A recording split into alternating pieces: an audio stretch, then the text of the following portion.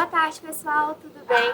Nós somos da Liga Acadêmica de Neurologia da Faculdade Pátria, localizada em Uberlândia, e o intuito da nossa liga é levar um pouquinho mais de conhecimento sobre a área da neurologia e sobre a rotina de um neurocirurgião, como o Dr. Frank. Meu nome é Ana Luísa e eu sou presidente da Liga. Meu nome é Yasmin, eu sou do cargo de marketing da Liga. Meu nome é Mariana e eu sou diretora de pesquisa. Nós viemos até Salvador para entrevistar o Dr. Frank Baxter Dawes Morgan e vamos fazer algumas perguntinhas para ele e convidamos vocês para acompanhar. Bom, vamos começar então. A primeira pergunta para o Dr. Frank é por que ele escolheu a medicina? Eu sempre digo assim, eu sempre fui médico. Eu nasci praticamente médico. Essa escolha foi quando eu era muito pequeno mesmo. Aos 3, 4 anos, eu já tinha decidido ser médico. Certo? O restante foi ao longo de minha educação.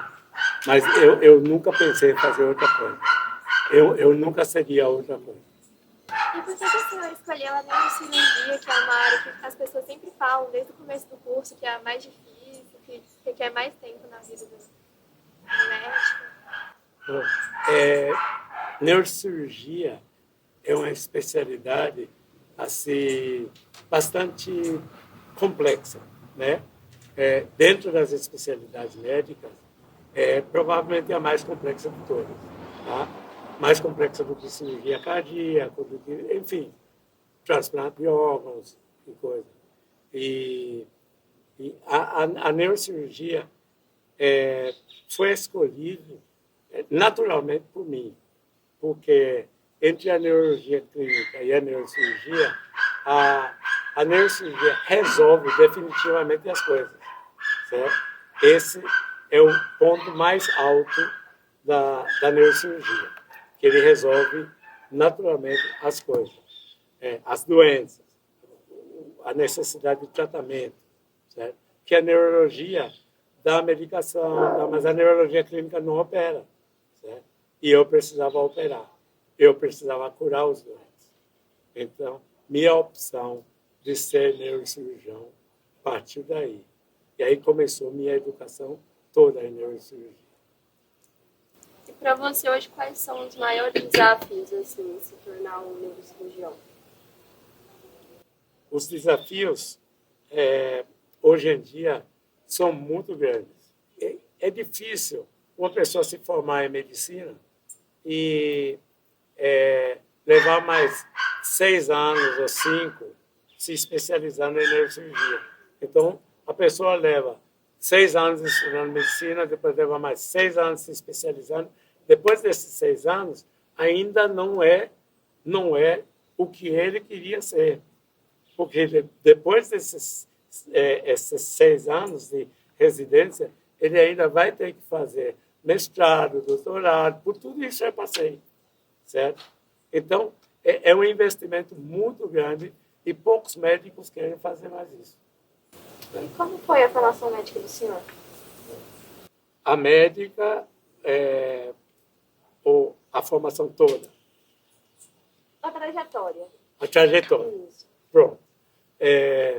Eu entrei na Faculdade de Medicina em 1964, vindo da Nicarágua, no Caribe, uma ilha no Caribe, e com uma bolsa de estudos para estudar medicina. Cheguei aqui em plena Revolução, óbvio, e comecei meus estudos na Faculdade Federal. E terminei a faculdade. Eu entrei precocemente na faculdade. A Ana Luísa me lembra uma coisa assim, porque eu entrei na faculdade com 16 anos. Certo? Naquela época não havia essa limitação, coisa assim. Então, eu entrei com 16 anos e saí com 22. Eu pensava assim, bom, eu tenho até os 30 anos de idade para me especializar. E, efetivamente, saí à procura de um mestre de cirurgia. Achei o Dr. Paulo Niemeyer, que era, na época, o mais proeminente neurocirurgião da América Latina e fui o primeiro residente dele, né? E depois disso, então, veio a possibilidade de viajar para a Europa, para a Ásia, enfim, para me especializar. Em 1972, o Brasil tinha 35 neurocirurgiões e eu era um desses 35. Certo? Então, quando eu vim para a Bahia, anos depois, eu encontrei 4 neurocirurgiões, que um não operava criança, outro não operava aneurisma, outro não operava parente, enfim. Eu tive que desbravar essa coisa chamada neurocirurgia na Bahia. Né? Mas eu tinha bons amigos em Minas Gerais, no Rio de Janeiro, em São Paulo, em Santa Catarina, Porto Alegre, enfim. E isso me possibilitou fundar uma série de coisas aqui na Bahia e no Brasil. Porque, antigamente, quem fazia toda a parte de neuroradiologia era o neurocirurgião. Hoje, isso que é feito por tomografia, ressonância, não sei o que assim, era o neurocirurgião que fazia. Quem fundou a Sociedade Brasileira de Neuroradiologia? Eu. Por sugestão minha, juntamos os neurocirurgiões e alguns radiologistas e fundamos a Sociedade Brasileira de Neuroradiologia. Então, eu vivia desbravando. E tinha um pé na Europa, outro pé nos Estados Unidos. E eu viajava muito. Do ano, eu não passava 6 meses no Brasil. Certo? E durante a vida acadêmica do senhor, o senhor foi professor, ensinou o que o senhor aprendeu, por exemplo, com o Paulo Niemeyer, o senhor passou todo esse conhecimento? Eu fui, nesse sentido, um verdadeiro multiplicador de conhecimento. Primeiro porque, quando eu terminei minha residência, logo antes de terminar a residência, eu era assistente e ajudante de um neurocirurgião de Minas Gerais, chamado... ele, na realidade, nasceu em Goiás, Dr. Vigílio Novaes, que, em 1972, tomou a cátedra de neurocirurgia da Universidade Fluminense. E a primeira coisa que ele fez foi me nomear primeiro assistente dele. Agora, você imagina, eu não tinha terminado minha residência ainda e virei professor de neurocirurgia. Eu tinha que ir a Niterói todos os dias dar aula para os internos, os residentes, todo mundo. Certo? Bom, daí, para virar professor da Universidade do Hospital das Clínicas em São Paulo, foi fácil. Quando eu vim para a Bahia, a primeira coisa que fizeram foi me botar como professor assistente de neurocirurgia na Faculdade Federal, onde eu estudei. Só que eu passei a dar aula para os mestrandos, certo? Os caras que estavam fazendo mestrado. Então, eu dava aula para eles. Certo?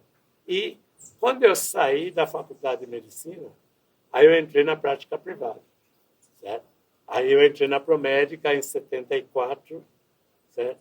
E daí para frente eu só voltei para a universidade para fazer conferências, tá? Convidado. Eu nunca mais tive um cargo de professor. Muitas pessoas falam sobre a área de neurologia ser uma área muito difícil. Como o senhor encarou isso durante a própria faculdade de medicina, já querendo essa área? Que era difícil, era e é. Certo? Neurologia clínica é também uma especialidade difícil.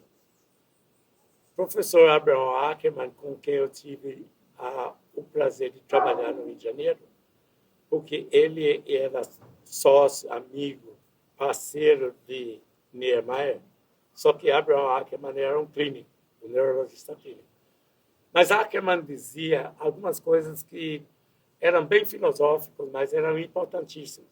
Por exemplo, ele dizia que o neurocirurgião haveria de ser um neurologista clínico é amado com um bisturi.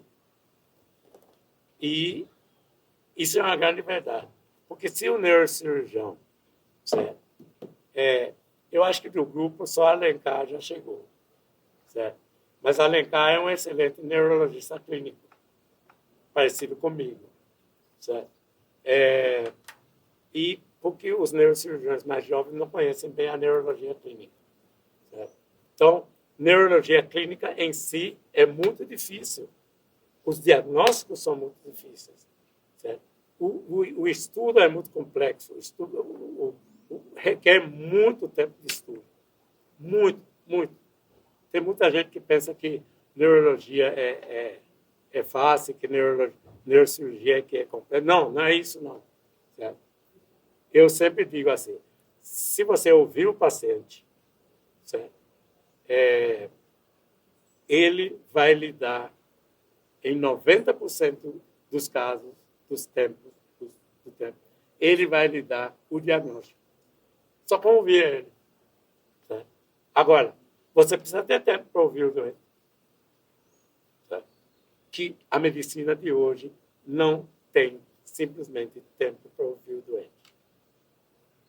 E isso é um grandíssimo problema que nós ainda vamos resolver, que vocês vão resolver. Certo? Tá? Porque quando você entra numa empresa para atender um doente, aí o cara diz assim, você tem 15 minutos para atender o doente, 20 minutos no máximo.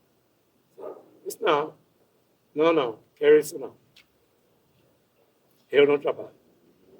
E o senhor já presenciou assim, algum milagre médico nos seus atendimentos?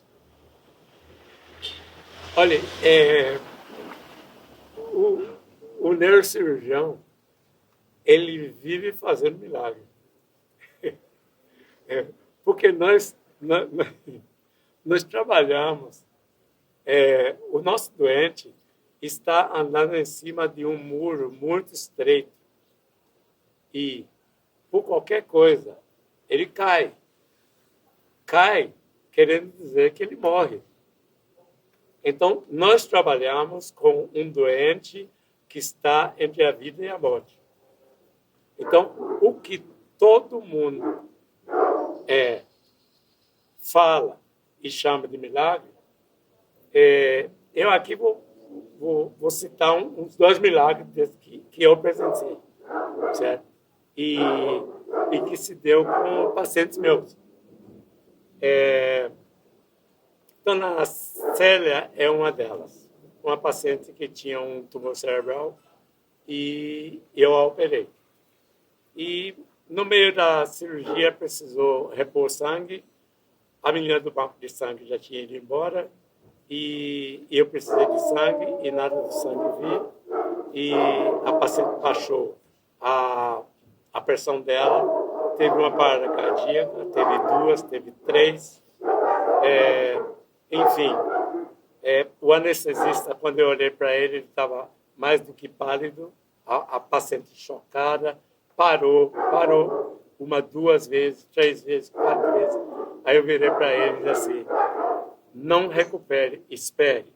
Eu vou dar uns pontos no lugar e depois vamos tentar reabilitar ela. O sobrinho dela, que estava na sala, que é médico, que é ortopedista, saiu da sala, avisou as 2 filhas, uma que é enfermeira e outra que é assistente social, avisou as 2 filhas que a mãe tinha falecido na sala. Certo? Bom, conseguimos recuperar ela, reabilitar ela. Finalmente, depois de mais de 2 horas de espera, chegou o sangue, a gente pôde repor sangue e pôde transferir a paciente para a UTI. E tanto assim que no outro dia, quando eu liguei para o anestesiologista, ele fez assim, eu sei que você vai me dizer que a paciente faleceu. Ele disse, não, ela está bem, está otimamente bem. Tanto assim que ficou um pedaço do tumor lá. Isso se deu mais de 5, 6 anos atrás. E ela disse que só se reopera se for o doutor Igor a fazer anestesia e eu a operá-la. Certo? Então, No caso, eu considero isso um milagre, se a gente pode chamar isso assim. E tem um outro caso muito especial, porque é uma coisa, é um paciente bastante interessante para mim, um caso bem pessoal, o caso do meu neto, que nasceu com uma doença chamada cranioestenose, ou seja, fechamento precoce do crânio, e eu o operei, inclusive ajudado pelo pai dele, certo? Que sempre me ajuda em cirurgia, tá? E foi operado com todo o instrumental, toda a tecnologia, porém ele teve um problema com o ventilador mecânico e ele teve uma parada cardiorrespiratória e eu não sei por que cargas d'água me deu uma espécie de estalo no momento e eu mandei desligar o ventilador dele e ligar um ventilador antigo, velho, acabado, que foi o que salvou a vida dele. E ele está aqui, inclusive, presente, meu netinho, que é a prova viva disso, que o moleque já tem 11 anos, né? 11 anos. Aproveite para conhecer essas meninas de Minas. Aproveite para dar um abraço bem abraçado nelas. Certo? Tá bom? Tá certo. E outro caso, que uma criança chamada Luan, que eu operei de um tumor em fossa posterior, e no Hospital Espanhol, isso vão-se muitos anos, certo? E eu estava com um anestesiologista excelente, certo? Mas o paciente, durante a cirurgia, teve 7 paradas cardíacas, inclusive, na última, ele literalmente morreu, foi dado como... E insistimos em reabilitar 20, 25, 30 minutos, ele foi reabilitado e tem muitos anos que eu não o vejo, mas obviamente que já é um homem com família e tudo. Bom, doutor, sobre a questão da morte, desde o primeiro dia de aula a gente já é ensinado sobre isso, de como lidar com a perda de um paciente. Então nós gostaríamos de saber do senhor como que foi perder o primeiro paciente, como que o senhor lidou com isso. Essa é uma pergunta bem interessante mesmo, porque todo congresso que eu vou tem um curso sobre o curso, eles chamam de como dar más notícias. Certo?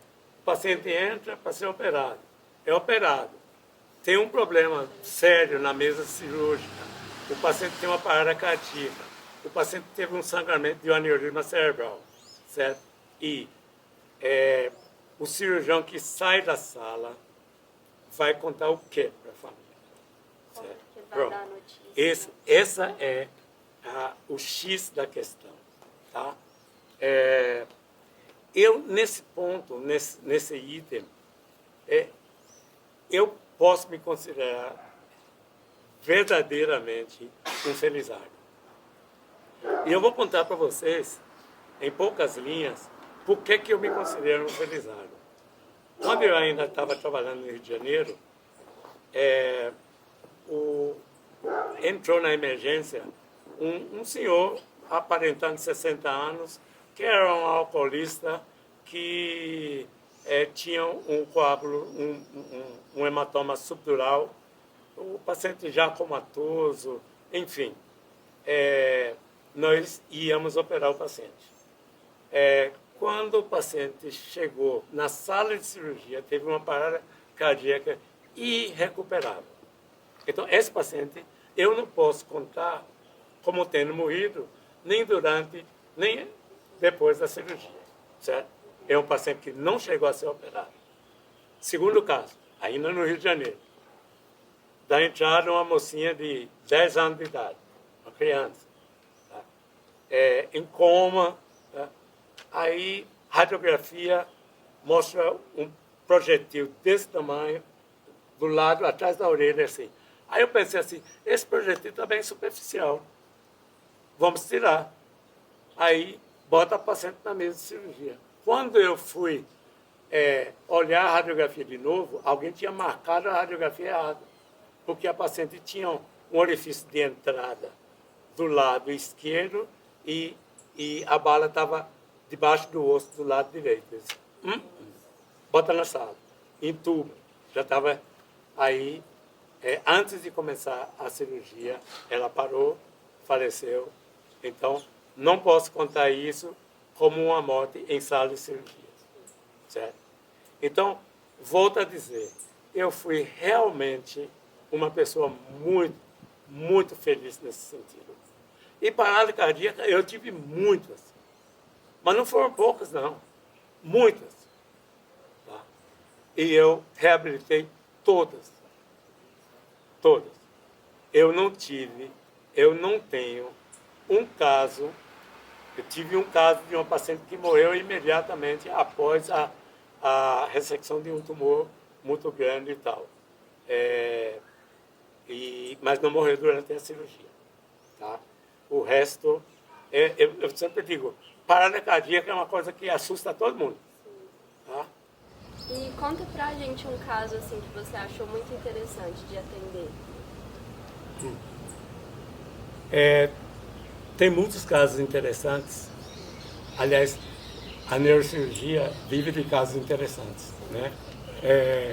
Mas posso selecionar um ou dois. Primeiro, Georgette era uma paciente jovem, 20 e poucos anos, certo? E que tinha um tumor na coluna, certo? E ficou paraplégica. Era filha adotiva de um médico que era ginecologista, que era conhecido meu. Eu fui operar essa paciente ajudado por uma equipe de cirurgia de tórax, né, e outra equipe de ortopedia. Né? Então, éramos 3 equipes. Muita gente na sala. O pai dela me dizia assim, eu quero assistir a cirurgia. Ele disse, rapaz, não entre na sala, porque isso aqui é um negócio difícil de resolver. Eu disse, não, mas você sabe que eu sou cirurgião, eu entro, não tem problema nenhum. Aí eu deixei ele entrar. Bom, cirurgia foi realmente uma coisa mais difícil do mundo, porque tem que abrir tórax, tem que ter os órgãos todos torácicos na mão, tem que tirar uma vértebra que está com tumor, tem que substituir ela por outra vértebra falsa que você vai criar na hora. Certo? E você está com o pulmão direito afastado para cá e o coração de junto. E a coluna no meio. Pronto. Aí, eu tirei o tumor todo, tirei a vértebra, estou confeccionando a vértebra nova, certo? Mas eu expliquei para todo mundo, olha, metacrilato, quando começa a endurecer, e minha amiga Érica, que está aqui presente, eu deixava ela e Flávia fazerem as cranioplastias. Aí, porque o metacrilato, quando ele começa a endurecer, ele desprende um calor de em torno de 150, 160 graus. Então, isso iria queimar a medula. Para evitar isso, o que eu faço? Eu ponho um bocado de soro gelado e jogo um mundaréu de soro gelado em cima da coluna quando a vértebra falsa começa a endurecer. Aí ela endurece de vez. Só que o soro gelado jogado diretamente em cima do coração, o coração parou. Certo? Aí o anestesista vira para mim e diz assim, Frank, eu acho que ela parou. E você acha, ou então ela parou. Ele disse, não, ela parou. Isso eu estou vendo o coração aqui. Eu estou perguntando a ele, mas eu estou vendo o coração aqui. Aí, coração na mão, eu posso massagear o coração direto. Né? Aí, bom, no meio disso, quando eu estou decidindo o que vou fazer primeiro, eu ouço um barulho, pá, como se tivesse caído alguma coisa importante no chão na sala. Mas eu não posso levantar minha vista de onde eu estou trabalhando, certo? Aí, quando contornei tudo, certo? O coração voltou a bater, vamos fazer medicação assim, assim, assim, assim, certo? Aí eu levanto a vista para ver o que foi que houve, certo? Houve o seguinte, a enfermeira da sala está lá abanando o pai da paciente que desmaiou, certo? De ver a cirurgia. Quando ele ouviu dizer que parou, certo? Então, ele tomou um susto tamanho que ele desmaiou, certo? Essa paciente é uma paciente que eu acompanho até hoje, porque ela é casada com um militar e tiveram 2 filhos e de vez em quando ainda vai no consultório. E tem um outro caso também muito interessante de um paciente chamado Gelson. Gelson veio para me ver a primeira vez após um tratamento com um médico neurocirurgião em Vitória da Conquista. Ele tinha, estou resumindo, um aneurisma gigante, certo? Da chamada veia de Galeno, que é uma veia no centro do cérebro.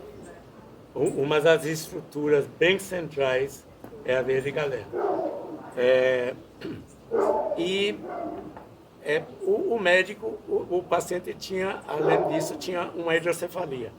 O médico disse que ia botar uma válvula nele. E quando eu vi o paciente, que fiz uma ressonância, uma tomo e uma angiotomo, eu até hoje me pergunto, certo?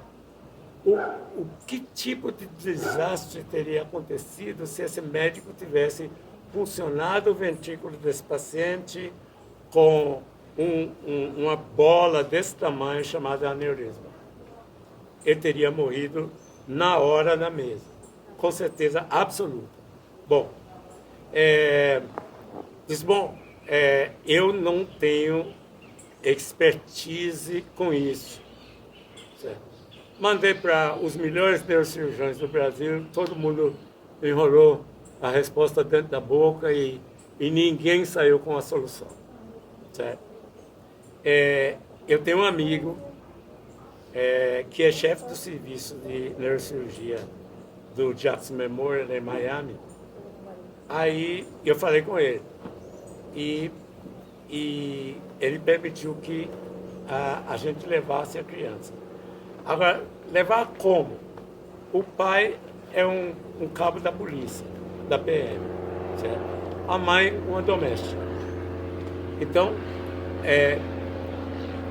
apelamos para tudo, para a polícia, para as passagens, enfim. Saio eu, a mãe e Gelson. O pai no aeroporto assinou um documento me dando autorização para fazer tudo como se eu fosse o pai da criança. E me diz que se a criança morresse nos Estados Unidos, que eu trouxesse tão somente uma fotografia para ele. Aí fomos embora e chegamos no Jackson na segunda-feira e internamos ele na segunda à tarde e na terça-feira de manhã. Eu e o cirurgião intervencionista começamos 7h30 da manhã e terminamos 10 horas da noite, certo? Um procedimento endovascular para obliterar um aneurisma gigante. Tipo, eu voltei para o Brasil com um estudo de de tipo 130 filmes radiológicos, certo? E no outro dia a gente fez uma endoscopia ventricular nele para curar a hidrocefalia, certo? Bom, ele voltou para o Brasil, eu acompanhei durante um bom tempo, tem algum tempo que eu não mantenho contato com ele, mas ele virou músico, certo? Compõe, canta em boate. Uma vez nós fizemos, quando meu pai esteve aqui em 2005, por aí, ele veio lá para a Praia do Flamengo fazer um show para meu pai. Grande figura, gente. Então, agora, um detalhe que não posso deixar de mencionar é tipo, as pessoas são tão ruins, às vezes, tão más, né, que uma mulher botou na televisão o caso Gelson, certo? E botou o número de conta do Baneb naquela época para todo mundo contribuir, certo? Que ela era uma espécie de intermediária para juntar dinheiro para viabilizar o caso Gelson. Resultado, a mulher sumiu com todo o dinheiro que foi depositado no banco. Pronto. Nessa área cirúrgica que o senhor está comentando, quais são os fatores que o senhor leva em consideração para ter essas tomadas de decisões cirúrgicas? Decidir operar um doente ou não operar ele, mais ou menos isso. Bom, à medida que o neurocirurgião vai envelhecendo, ele vai operando menos gente, certo? Porque a experiência mostra que alguns pacientes, certo, podem ser tratados sem cirurgia, tá? Então, a decisão, primeira coisa, é baseada na experiência do neurocirurgião, certo? Operar ou não operar, certo? No serviço público, existe uma série de motivos pelos quais o doente não é operado. Mas no serviço privado, ele tem uma patologia bem definida, é curável com cirurgia, a gente opera o doente, certo? No meu caso, eu opero o doente, seja ele de um plano de saúde, que tem um monte de pobre, seja ele de um plano de saúde que tenha gente de um nível socioeconômico de A, B ou até C, tá? E o doente particular. Eu opero todo mundo no mesmo vibe, certo? Muitas vezes eu descubro qual é o plano de saúde do doente já na sala, certo? Que toda hora me perguntam assim, doutor, e qual é o plano deles? Não sei. Eu vou operar o doente.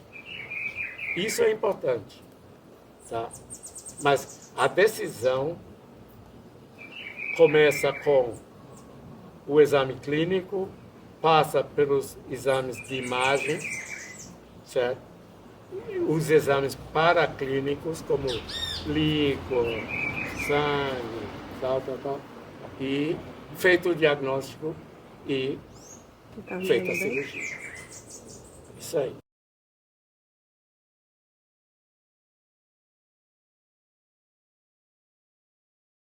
Bom, como o Dr. Franklin, ele é o neurocirurgião mais velho em atividade no Brasil, a gente gostaria de saber o que o senhor acha que mudou durante esses anos, desde que o senhor se formou até os dias atuais no ramo da neurocirurgia.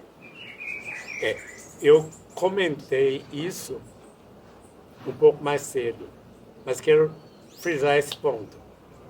a, o que mais mudou, né, na neurocirurgia nos últimos 50 anos foi a aplicação, o uso, a, a tecnologia à disposição. Certo? Isso é importante dizer. Porque 50 anos atrás era muito difícil a gente ter um microscópio cirúrgico. 50 anos atrás a gente não tinha um bisturi bipolar. Certo? Só nos países altamente desenvolvidos. Nós não tínhamos aqui. Certo? Nós não tínhamos monitorização transoperatória. Isso veio de uns 15 anos para cá. Certo? As outras tecnologias, como um ACO-C, um raio-x na sala, para a gente visualizar exatamente onde a gente está colocando um parafuso, um artefato qualquer na coluna do paciente, certo? Ou um ultrassom, um aspirador ultrassônico que aspira somente o tumor e deixa o tecido cerebral intacto, certo? Nós não tínhamos nada disso. Eu vi o primeiro aspirador ultrassônico 40 anos atrás na Universidade de Nova York, chamado CUSA, que era um aparelho do tamanho de uma geladeira. Hoje nós temos eles do tamanho de um rato de pilha. Certo? Então, o que mudou de fato nos últimos 50 anos, quero voltar a dizer, foi o avanço tecnológico. Certo? E o neurocirurgião teve que avançar com isso, com computador, com simulação, certo? Hoje, doença de Parkinson é tratado com implantação de eletrodos, certo? Mas eu vi em Nova York, eu tenho um amigão, certo? Que trabalha com essa parte de implante de eletrodos. O cara implanta um eletrodo num parkinsoniano, o cara sai da sala normal, absolutamente normal. Só que ele não pode ir para longe de onde está o computador. Certo? Então, essa tecnologia realmente, ela vai melhorando. A tecnologia de avaliar o sono, hoje os ingleses estão botando um aparelhinho em você, desse tamanho assim, e você vai para casa com o aparelho. Vai dormir em casa. Aqui não. Aqui a gente vai para um laboratório de sono, dormir lá todo monitorizado. Certo? Então, os avanços vão chegando, mas é chegando na base da tecnologia. A gente tem que ir acompanhando também nessa tecnologia. Agora, para finalizar a nossa entrevista, a gente gostaria que o Dr. Franklin desse um conselho para os estudantes de medicina que estão assistindo a entrevista. Dar conselho não é fácil não, viu?